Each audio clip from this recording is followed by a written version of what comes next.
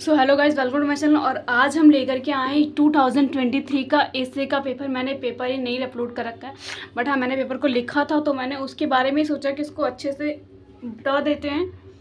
तो यूपीएससी का जो पेपर है 2023 का है, जो अभी सितंबर में पेपर हुआ है, ठीक है।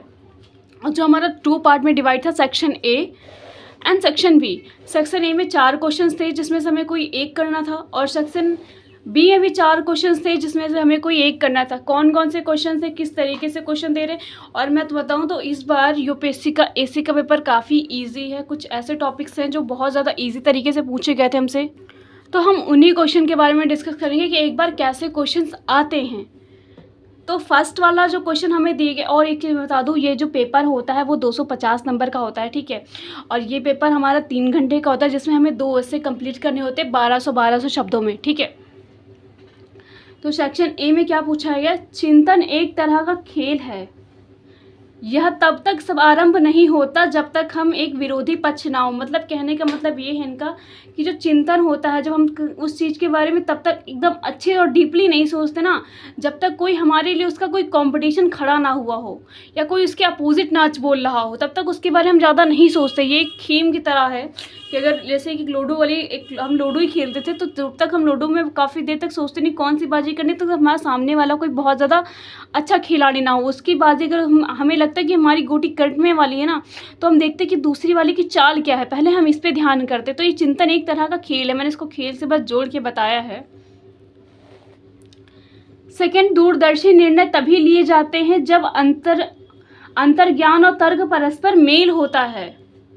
थर्ड क्वेश्चन क्या है, सभी भटकने वाले गुम नहीं होते। और ये टॉपिक तो मुझे लग रहा है इन सब में सबसे ज़्यादा इजी है, कि सभी भटकने वाले गुम नहीं होते।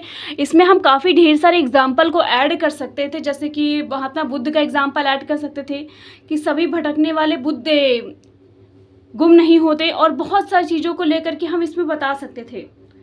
और रचनात्मक की प्रेरणा अलौकिक में चमत्कार ढूंढने के प्रयास को उपजती है। जैसे इसका टॉपिक भी, इससे हम एक एजुकेशन से रिलेटेड मार्क कर सकते थे यूट्यूब की।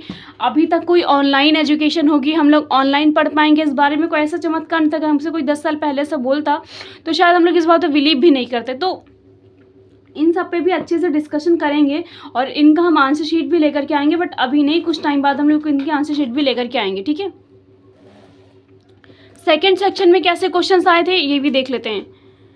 तो पहला क्वेश्चन क्या था, लड़कियां बंदिशों के तथा लड़कों अपेक्षा के बोझ तले दबे हुए थे। लड़कियां बंदिशों के तले तथा लड़कियां अपेक्षा की बोझ तले दबे होते हैं। दोनों ही समान रूप से हानिकारक व्यवस्थाएं हैं। इनके बारे में अच्छे से लिखना था। और ये टॉपिक तो मुझे लग रहा है ऐसा टॉपिक था जिसमें सभी लिख सकते थे और दिल खोल के लिख सकते थे, क्योंकि इतनी चीज़ें हैं जिनमें हम अच्छे से डिस्क्राइब करके बता सकते थे कि ये चीज़ें क्या थी, और सबको अपने अपने कोई ना कोई एक्सपीरियंस ज़रूर होते यहाँ पर।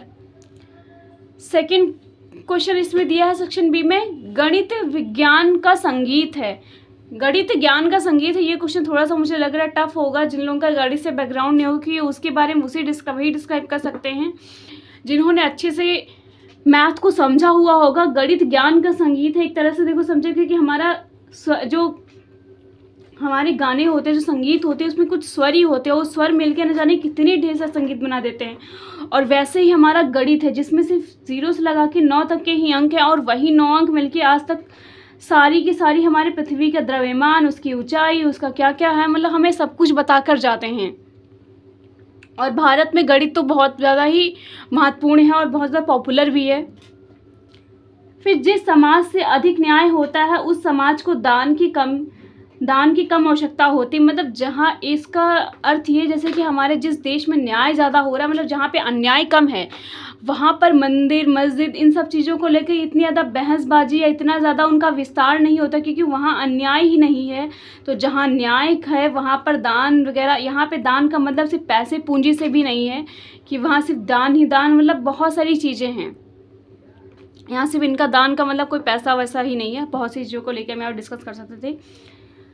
शिक्षा वह है जो विद्यालय से सीखी गई बातों को भूलकर विद्यालय की सीखी गई बातों का मूल जाने के बाद भी शेष रह जाता है। मतलब शिक्षा क्या है, जब हम अपनी इंटर तक की पढ़ाई करके निकलते हैं, जितनी भी बुक्स वगैरह की नॉलेज होती है वो धीरे धीरे हम भूल जाते हैं, बट कुछ ऐसी चीज़ें रह जाती हैं जो हमारे दिमाग में रह जाती है, जो हम समझते हैं, जो उनको चीज़ों को देखने की जो हमें अंदर समझ आ जाती है, वो हमारी रियल एजुकेशन होती है, जो हमें स्कूल से निकलने के बाद समझ में आती है।